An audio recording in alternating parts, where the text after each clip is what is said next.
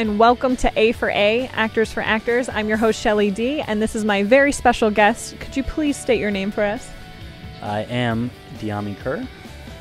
And what is your major role in the entertainment industry? My major role in the entertainment industry is I am a sound professional. I post, sound supervise, and I also production mix. That is such a valuable position. I can't tell you how many people don't really care for sound. They're like, it's minimal, let's not worry about it, because all you really think is, let's just get a camera and shoot it, right? And then they don't really worry about maybe the lighting or maybe the sound quality, but those elements are huge. That's what makes or breaks pretty much a film. Would you say that's true? There's always, I guess, levels. When people are starting out, yes, they don't think about these things because everybody, when you first start doing film, obviously you think a camera and someone on a camera and that's it.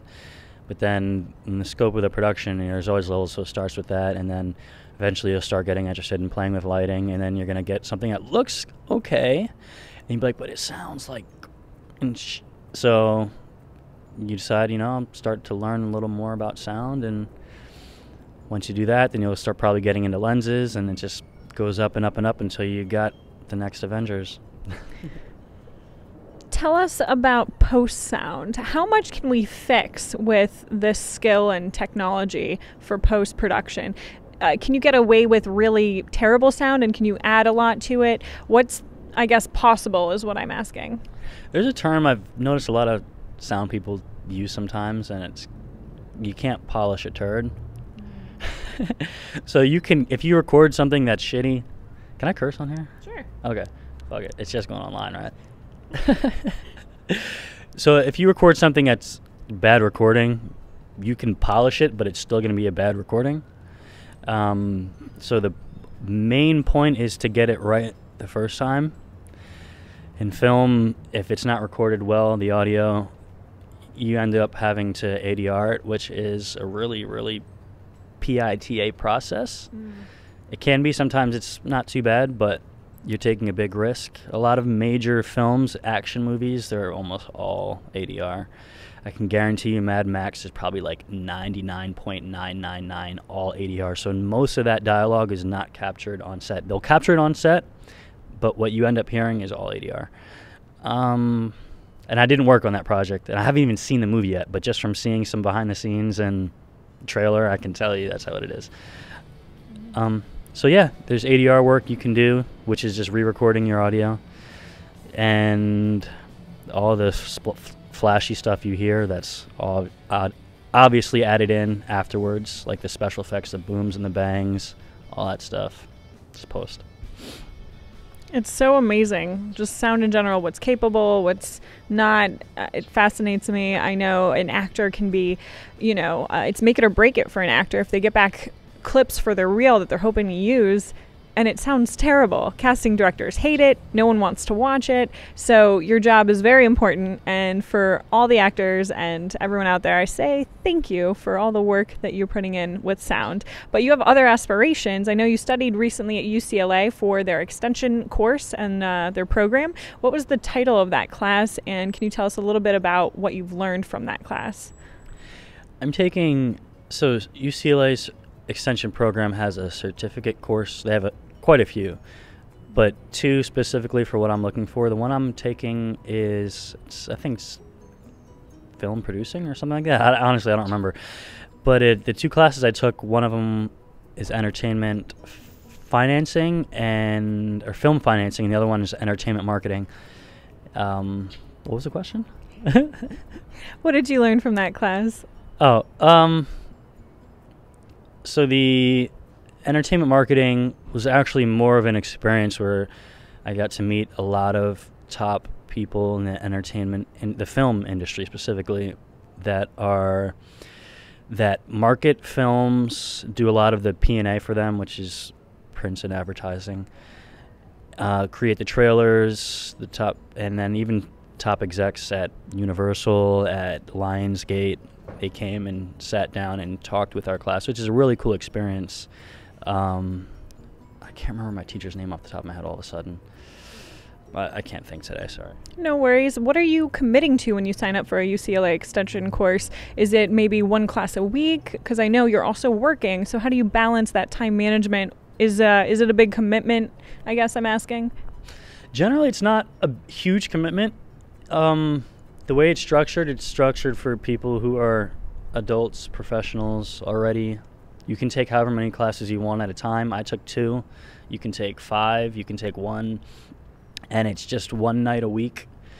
The ones that I took were Tuesdays and Wednesdays from 7 to 10, so for 3 hours at nighttime after you're done with your 9 to 5 or whatever it is that you do. Mm-hmm. You go and take the classes. There might be some projects or work you have to do on your own time. The 2 classes I took, very minimal.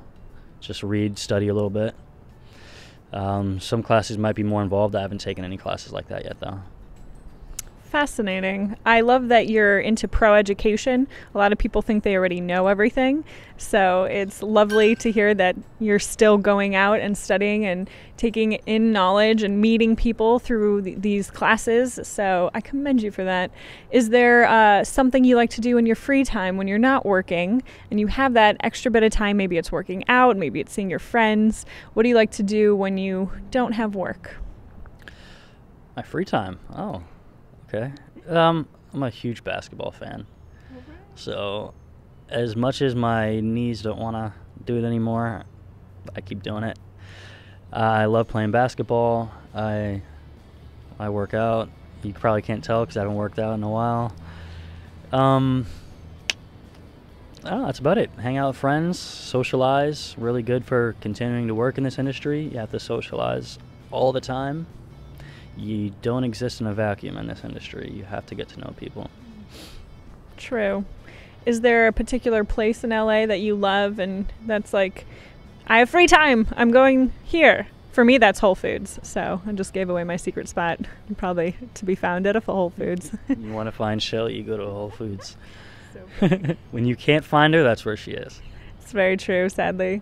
Is there a place that you love? Maybe it's a rooftop. Maybe it's a little bar on the corner. Is there something that you're like, hey, come meet me here, get a drink? For me, I don't have any go-to places.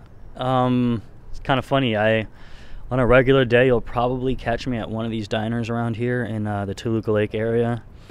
I always have breakfast or lunch here regularly, so the staff knows me pretty well. But other than that, if I have absolutely nothing to do and I'm tired of reading or something like that, I guaranteed I'll be in the gym. I'll be in the gym playing basketball or working out. That's my just go and just zen out kind of area, and that's where I just feel free. So it's definitely important to do in this industry. Find that thing that helps you zen out, take some time out, recharge, and then go back on set with all these people, right? So you're always around people. So it's good you get that time in. Well, thank you for being here and answering all these wonderful questions for us. I do have to ask, this is our final question.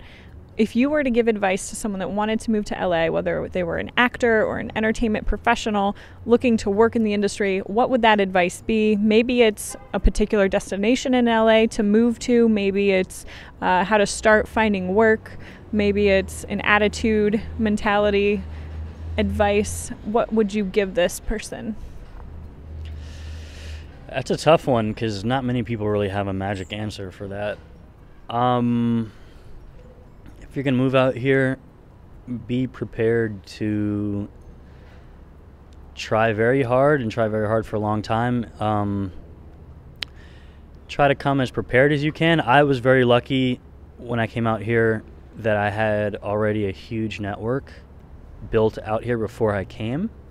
I started off visiting, and then I had a lot of friends in Florida who moved out here.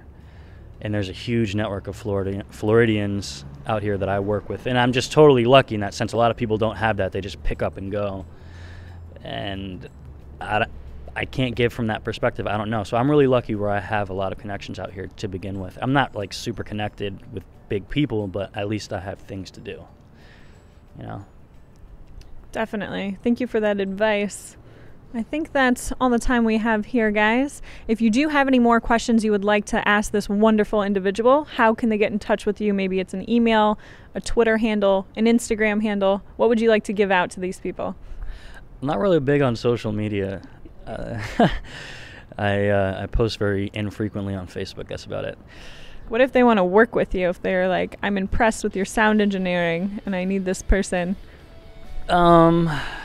They want to work with me.